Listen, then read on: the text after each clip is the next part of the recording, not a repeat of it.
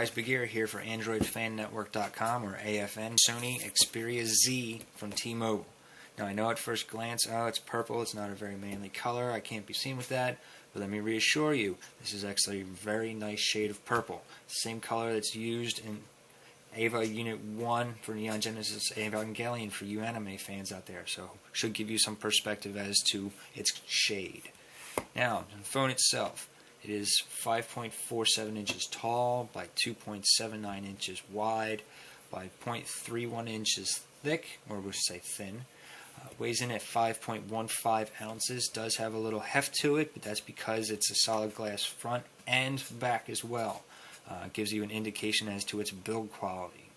The display itself is a 5-inch display, full high definition at 1920 by 1080 resolution. It is powered by Sony's Mobile Bravia Engine 2. Has a pixel density of 443, which is slightly higher than the Z1, but your naked eye isn't going to detect that difference anyways. So, on the back, we have a 13.1 megapixel camera. We have the flash here as well. Sensor itself is the Exmor RS sensor. It is full high definition video recording. Same goes for the front facing camera, which is at 2.2 megapixels. Again, it's full high definition, but this is the Exmor R sensor to it. Internally, the phone has 16 gigs of storage, expandable up to 32, maybe even 64 gigs through the micro SD card. Has a 1.5 gigahertz quad-core Snapdragon S4 Pro processor. Yes, it's a mouthful, and yes, it's not the newest thing out there, but I assure you this phone has no lag whatsoever.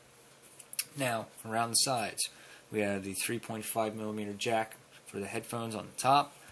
Down the right side, you have the micro SIM card slot, you have the power button, volume rocker, and speaker. Now, up to the the power button. This is actually very nice in my opinion. It's very solid, very pronounced. It's not more flush with some phones, and it's not too high up or even up on top of the phone as like other phones. It's very ergonomically centered for either left or right hand operation. I like this very much. The speaker grill. Yes, it's a small speaker, but I promise you it's actually a very loud, nice, boosty sound out of it. Problem I see with it, those of us that watch movies and or play video games, when you hold your phone like this, your finger will cover up the speaker, so be mindful of that. Would have been nicer if it was a downward facing speaker like around in here.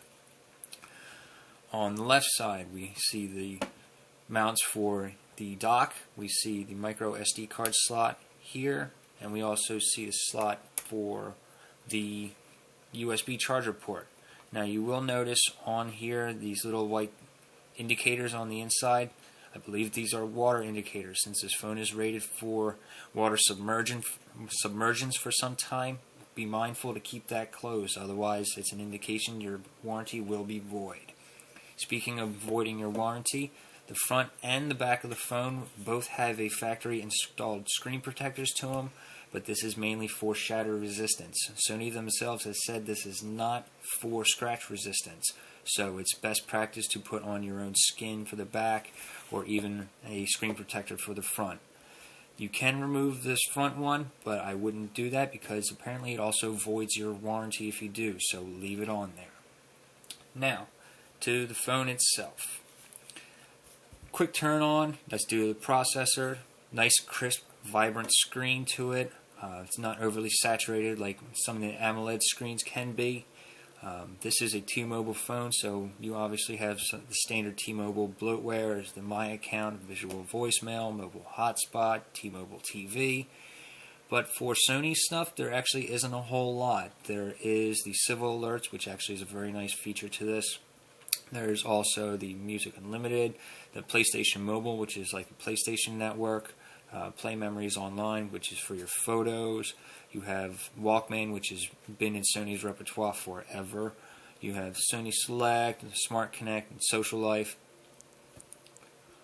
All not really heavy of a user interface, very light, and still moves around quite well. I played Asphalt on here with no problems whatsoever. Settings were as close to max as I could get them, or at max, and No problems at all. Phone handled it like a champ.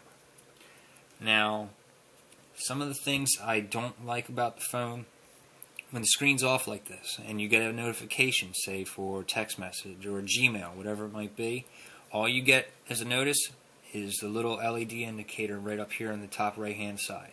Some phones, the screen will actually light up for a bit. You can kind of preview as to see what the message is, whether you want to actually go into and reply to the message or email, or just simply ignore it. This you actually have to go in through, turn on the phone. Yes, I know it sounds taxing. Pull down at least the notification shade, or very most, go into the actual app itself.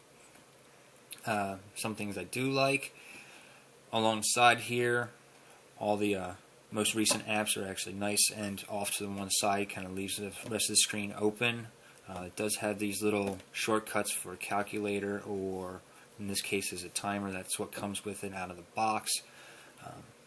Does have a nice variety of ringtones and notification sounds. I know it sounds trivial, but this actually is kind of nice, because some manufacturers I have found kind of skimp on it and leave you have to try and search for a third-party app or record your own sounds. So that's actually kind of a neat thing. Other things I do not like, I'm used to a more rounded edge on the phones here, coming from the Galaxy line of phones. So when you hold this for a longer period of time, especially for watching a movie per se, the edges along here, since they are kind of darted off, more angular, can kind of dig right into your fingers, right in between your knuckles, and kind of be uncomfortable. So be mindful of that. It might be best to get a bumper case for the phone itself, make it a little bit easier to hold, because this is a slick phone. So final thoughts are, overall phone is a great build quality, very sturdy. Kudos to Sony on that one. I love the color of it. I know it sounds weird, but I do. Phone is very quick, very snappy. The camera app itself is actually very well done. The sensors have no problems whatsoever picking up my 2-year-old moving, so no blurry pictures. That's always a very good idea. The other thing that is really good with the camera app is this sweep panoramic mode. Instead of having to only go from left side to right side, this can actually do 4 directions, so it gives you a little bit more depth to your pictures.